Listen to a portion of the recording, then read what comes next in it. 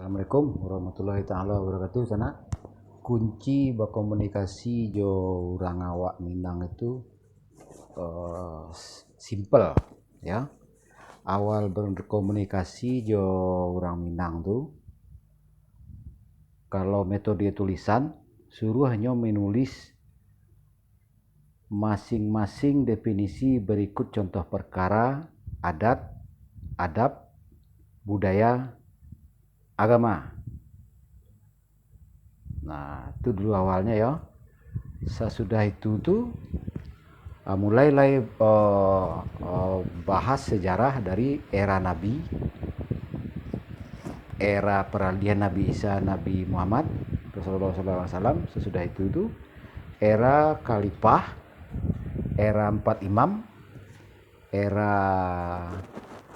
kerajaan, era sebelum era imam, era Bani dulu, ya.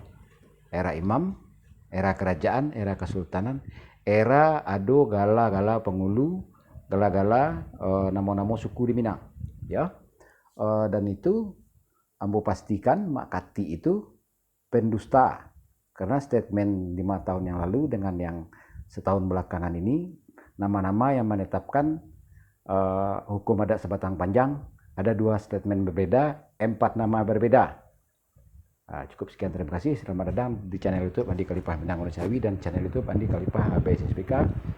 Itulah 2 channel materi bahasan. Baik, itu saja Sana. Terima kasih banyak.